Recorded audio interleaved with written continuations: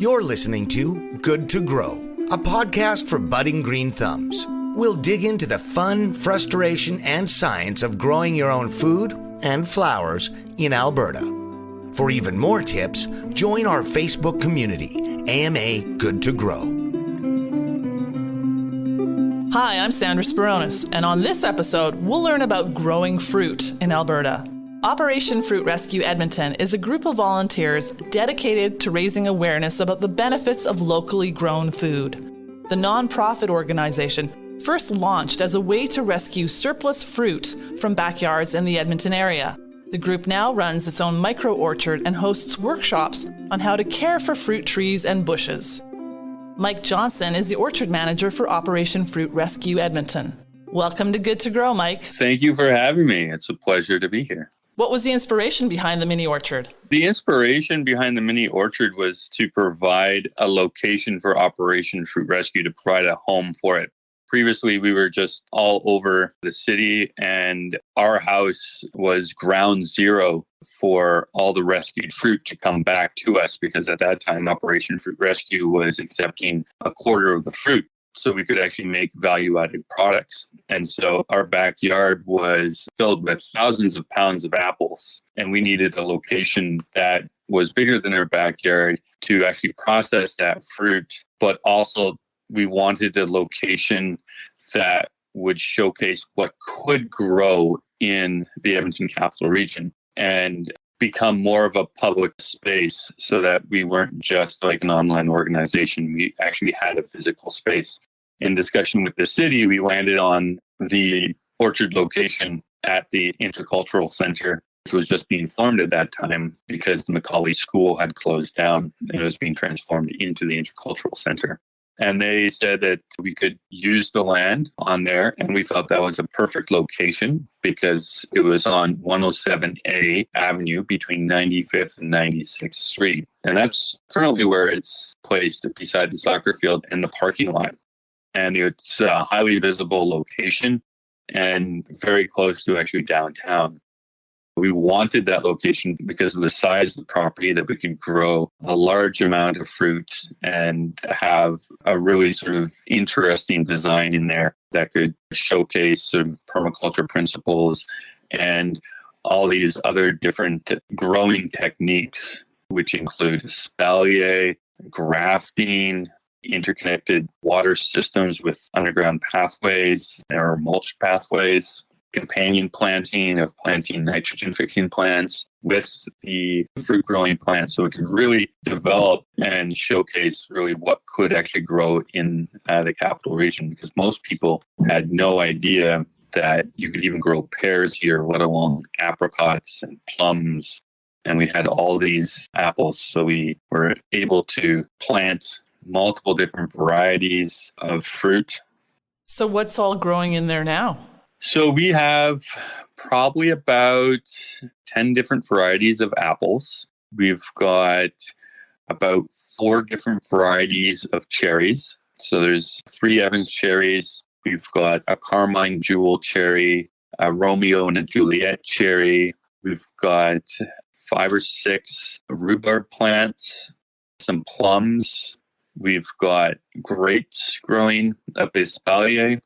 We have red currants, gooseberries, hascaps, and some Saskatoons. Wow. And those are just the fruit-bearing varieties, not including any of the non-fruit-bearing varieties, which would include sort of our Russian olive, Amormaki, lupins, and now we've got raspberries. And the asparagus is coming up, but it needs a couple more years before we start harvesting that. And the orchard, it's open to the public, right? So I could go in there and start nibbling on the fruit. Yeah, so the orchard is totally open to the public. Anybody can come there. They can actually see what's going on and pick the fruit if it's ripe. There's no fences or gates or anything associated with it. And that was part of the thing we wanted to do. We didn't want to actually close it off and make it sort of private. We felt that it was really necessary to have this as a public space that people could enjoy and come at random at their own time.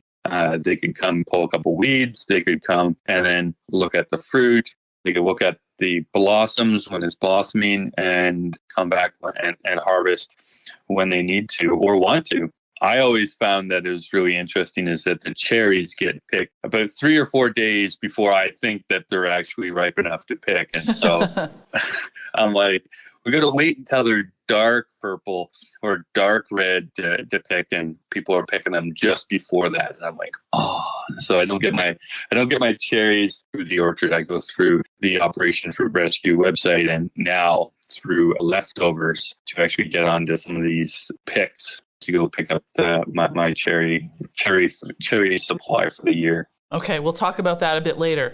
How did you first get interested in growing fruit, Mike?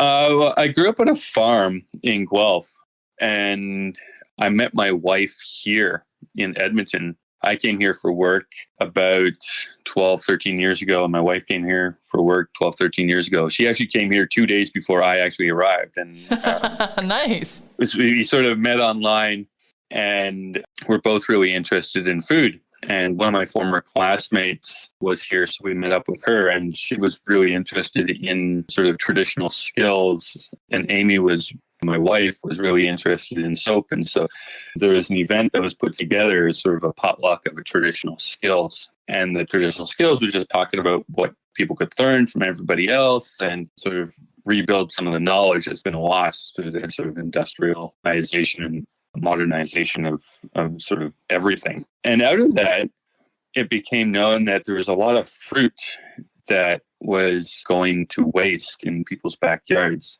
And it was determined through that we would do some research about organizations that were existing, specifically a group called Not Far From the Tree out of Toronto and the Fruit Tree Project out of Victoria.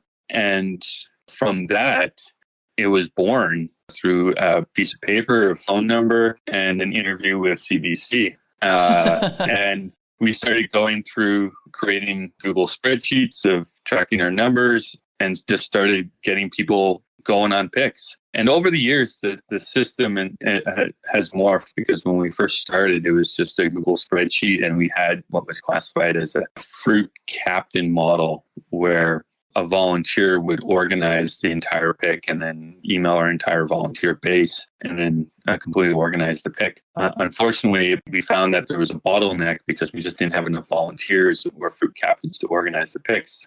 And so this group out of Winnipeg created a software that would automate a lot of that process. And so we purchased that software to automate a lot of it. And so then the homeowners became sort of the directors of the pick, would indicate a time, and then we would just sort of put together them in emails and then send them out. And so during the pick season, which is actually right now, we would have emails going out every single day about the variety of picks for the next week.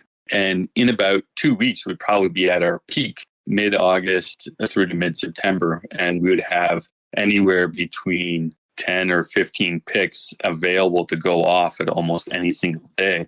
And we were limited by our capacity just because we only had and still only have about 100 volunteers with it. So we partnered this year with Leftovers to take over the backyard fruit harvest system so that we can really start to focus more back in on the education and provide the workshops so that people can really understand really what grows here, how do we grow it, and what can you do with that fruit, doing preserving workshops, canning and stuff. So really getting back to sort of the origin of the organization. Right. And trying to really help eliminate food waste inside the city. How much fruit do you think you rescued over the last 10 years? Oh, that's actually really hard to calculate. We try every year to calculate it, but it always seems low.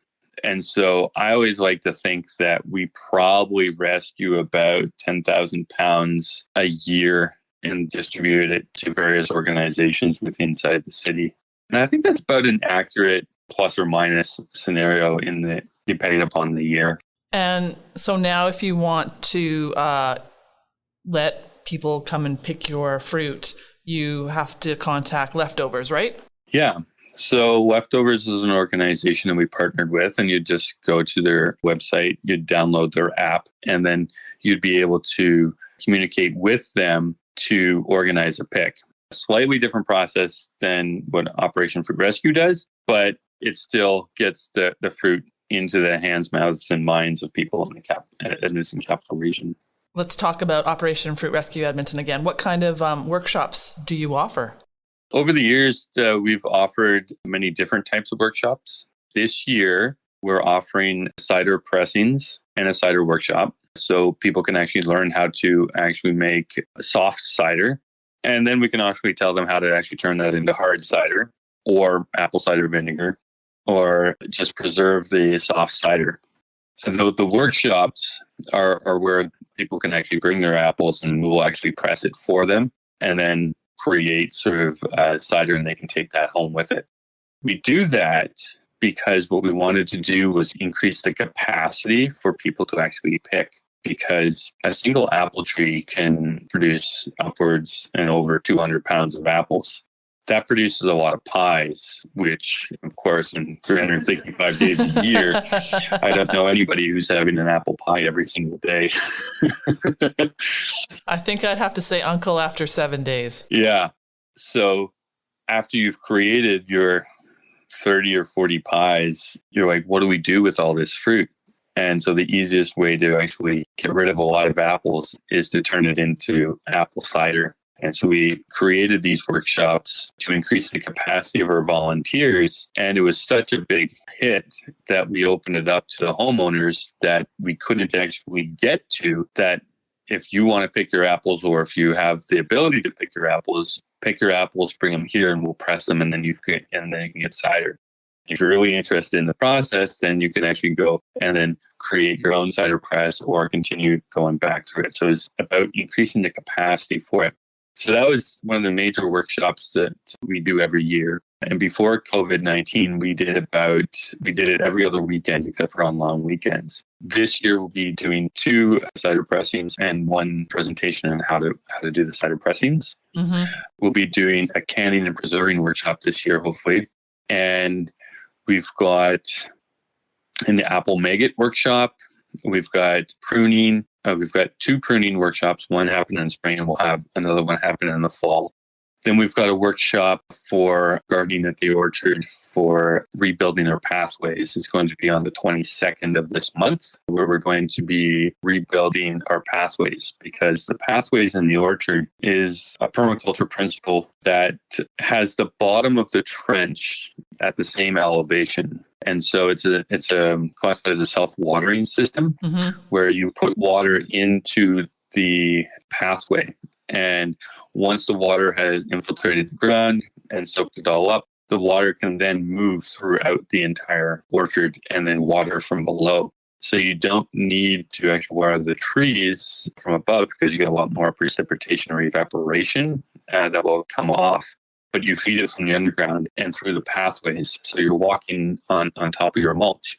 The water itself will then eventually break down that mulch into high quality soil. And then you can replace that mulch by digging it out, throwing it on top, because now it's broken down quite well into a high quality carbon rich soil, and then put new mulch on the pathways, mm-hmm.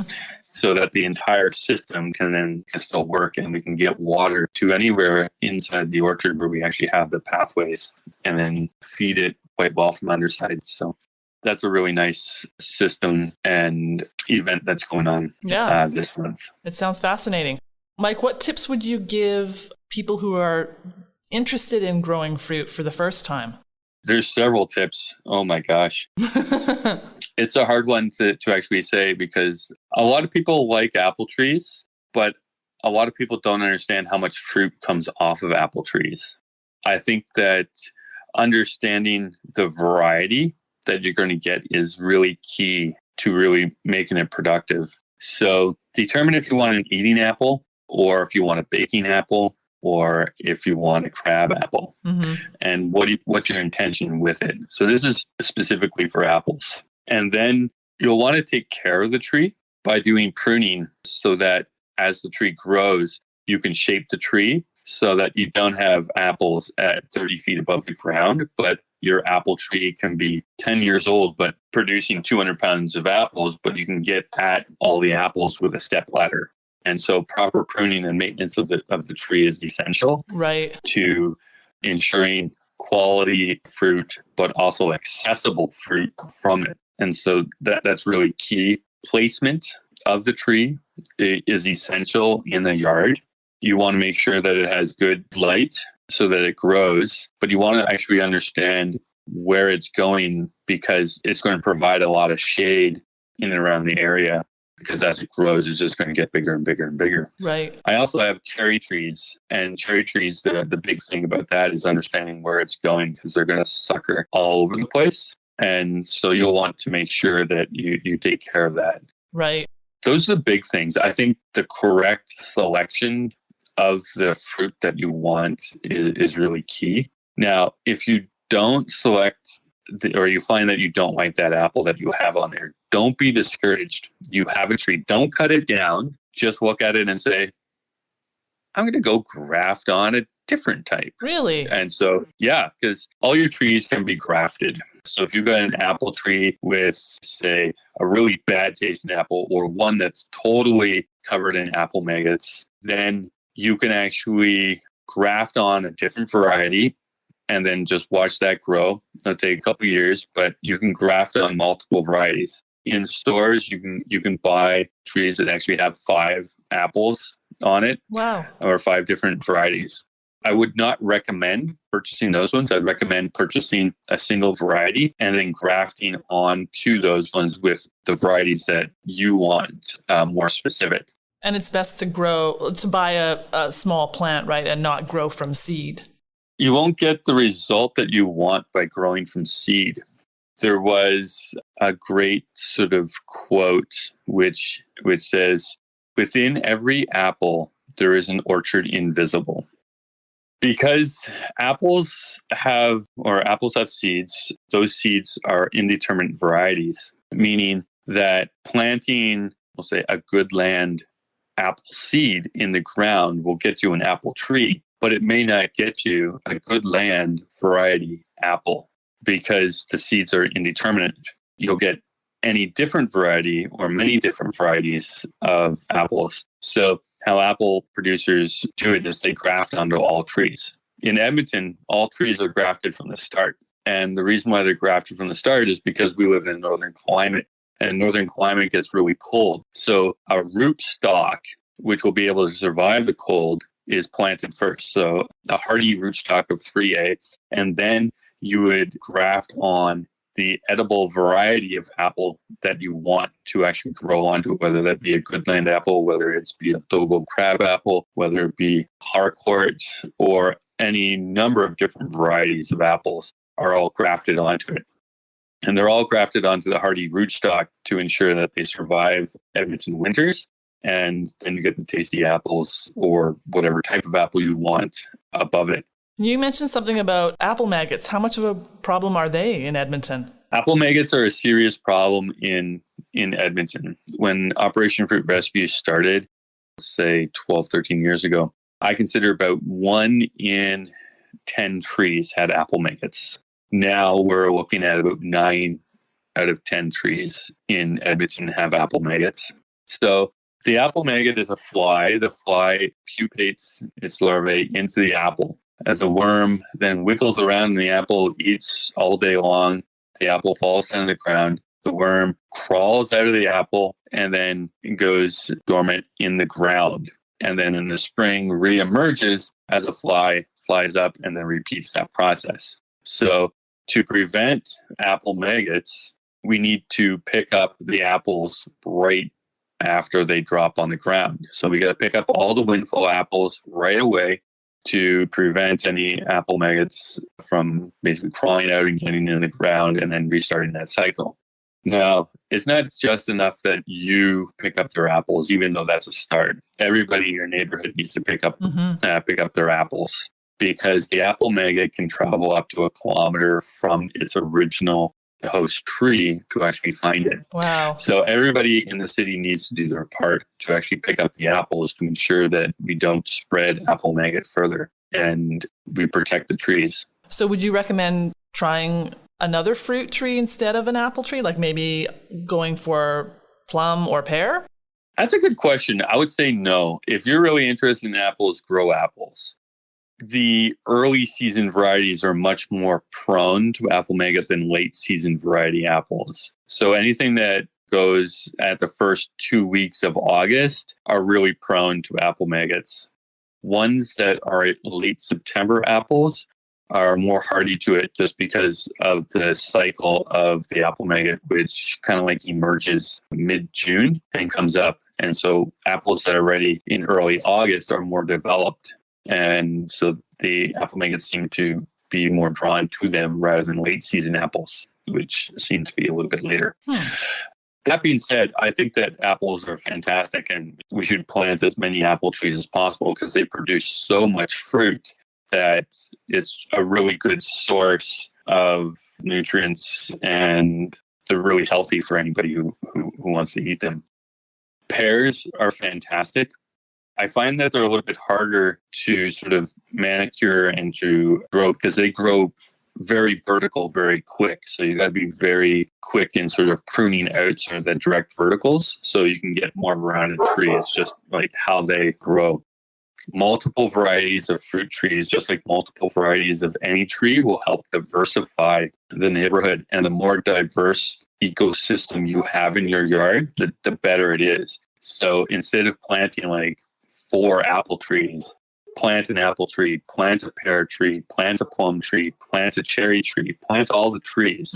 So plant them all so that you get the variety. That variety really helps in increasing the diversity in the entire area and improves sort of the resilience of your entire yard because it's not a monocrop. Right. When's the best time of year to plant a tree? Early spring, late fall. Aha. And so during the head of summer is not the most ideal time to actually plant trees. They go into a little bit more shock just because the heat is there. So in the fall, great time to actually plant it. The tree will have a little bit of time to get its roots in. It'll then go dormant in the winter, and then we'll start growing nicely in the spring. The other option is growing it right in the spring. Early spring, get your tree, pop it in, and then it'll have the entire summer to actually grow and then get ready for it. And when's the best time to prune?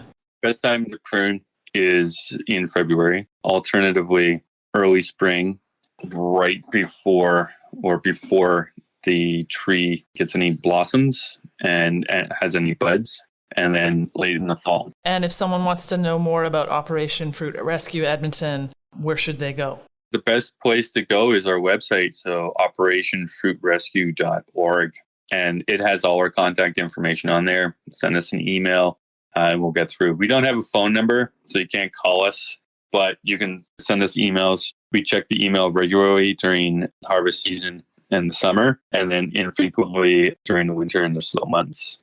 We can help you on multiple occasions of understanding how to help out at the orchard, got stuff that you want to do. Yeah, just give us a shout. We'd be happy to provide our knowledge and support. Awesome. Thanks, Mike, for joining us on Good to Grow. Thank you for having me. Mike Johnson is the orchard manager for Operation Fruit Rescue Edmonton.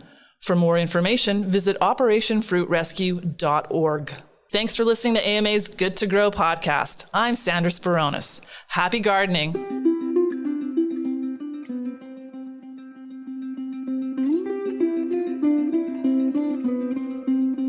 Good to Grow is produced by the Alberta Motor Association. If you enjoyed this episode, follow us on Apple, Spotify, or wherever you get your podcasts. For even more gardening tips and tales, join our Facebook community, AMA Good to Grow.